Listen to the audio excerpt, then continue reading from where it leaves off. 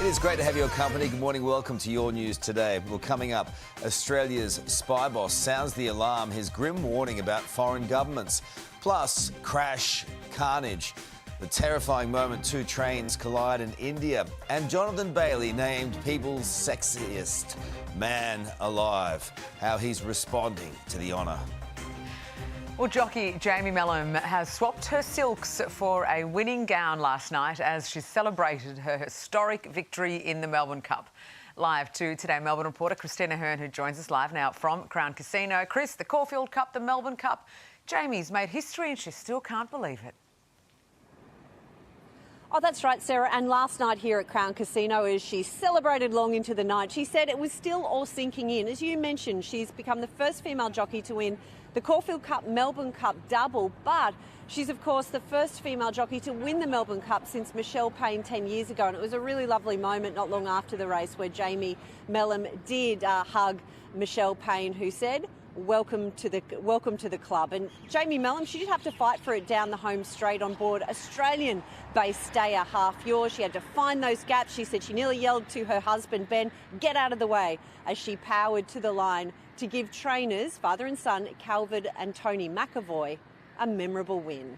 Sarah. It was incredible. Thank you, Chris. Australia's spy boss has warned of growing threats from foreign governments targeting dissidents on our soil. ASIO's Mike Burgess says rising extremism and online radicalisation are staining national security, with a number of threats from Russian trolls, neo-Nazis, Islamists and anti-Israeli activists.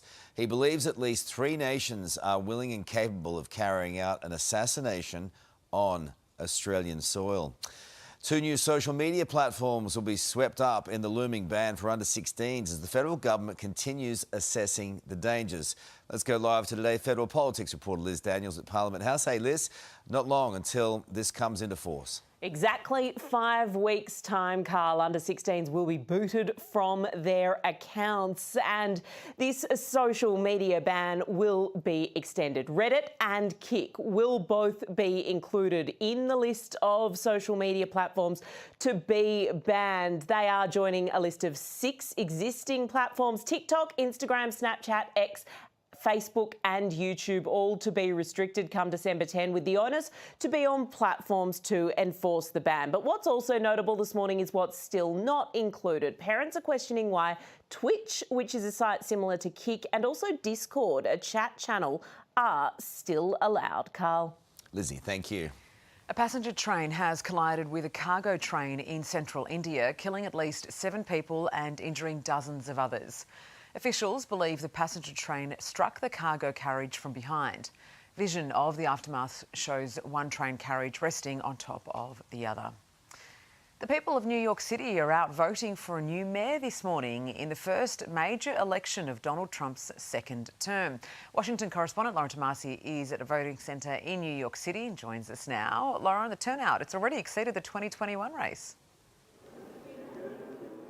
Yeah, the Big Apple looking to send a big message with where it is going on this mayoral race today, Sarah. This is one of the voting locations in the upper west side of New York City. And New Yorkers really turning out to send their message. This is a really important temperature check for the United States. 1 year on since Donald Trump's election back into the White House. The name here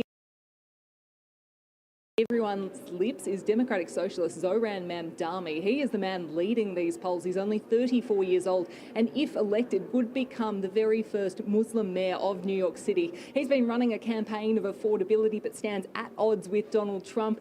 The US president has been calling him a communist and certainly pushing voters away from Mamdani.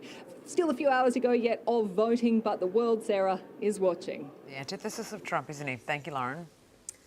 Former US Vice President Dick Cheney has died at the age of 84 following complications with pneumonia. Live now to 9 US correspondent Reid Butler. Reid, he's being remembered as an influential figure in US politics. Jane, Dick Cheney in many ways was the quintessential Republican for decades, but he would go on to become one of Donald Trump's loudest critics, and he even voted for Kamala Harris in the last election. Cheney is thought to have been the architect. He certainly was the face of the Bush administration's controversial war on terror. That made him a polarising figure, but he always maintained he never had any regrets. His president, George W. Bush, leading tributes today, calling his former VP one of the finest public servants of his generation. Jane? Reid, thank you. We're all a bit jealous this morning. Well, it is the highly anticipated announcement we have all been waiting for. The world's sexiest man is, drumroll please, Jonathan Bailey. I have been waiting for this one, Seth. The actor appeared on Jimmy Fallon to share the accolade, saying it's a huge honour. He's the first openly gay man to receive the award. Very handsome indeed. Very handsome. Let's take a look at the weather across the country now. A dry and sunny day for much of Queensland and New South Wales, with some scattered showers hovering over Victoria. And a wet and wintry day in store for WA as a low pressure system approaches the state. Anyone feel like being cloned this morning?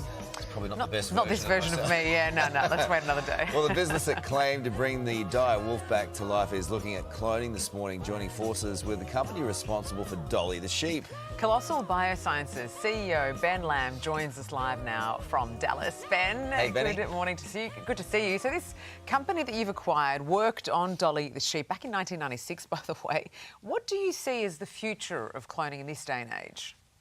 Yeah, so Biogen is literally the leader in cloning. Most people only get about 2% efficiency when they try to clone species. They're now north of 80%. And cloning is absolutely critical to a lot of our de-extinction work, so it definitely made sense on that. But I really think that with this massive loss of biodiversity crisis that we're in, that we're going to have to leverage cryopreservation of preserving cells and cloning to actually reproduce more and more species as we lose them over time.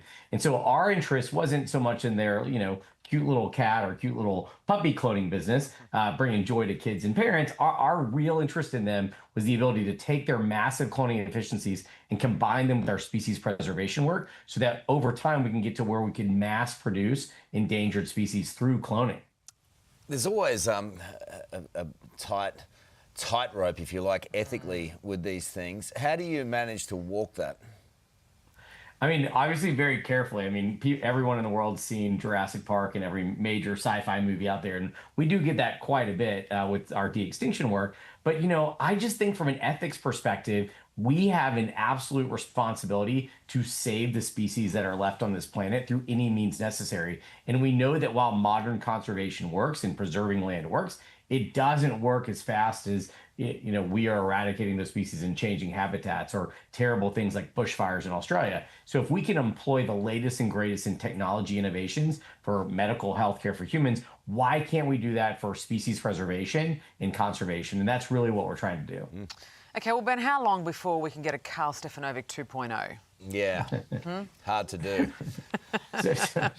So we're not exactly focused on that project right now. We're really just focused on how we can, adapt cryopreservation and biobanking on a global scale to back up our species and hopefully make more of them. But we can do, hopefully maybe in the future, we can do weirder projects. What do you mean weirder?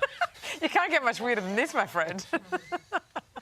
All right, well, mate. I think that what's great about Biogen is, they really, set the standard for hope in terms of like what they've been able to achieve, for kids and families with pets. And now they've been the only company in the world outside of Colossal to ever clone an endangered animal. And they've done that with both the black-footed ferret and the Swarovski's horse here in the U.S. And so what's really exciting about this is how do we now apply those technologies to like marsupials in Australia or other species across Africa that are critically endangered, like the northern white rhino and others. Good on you, mate. Lovely to see you. Incredible work you do. Thank you, Ben.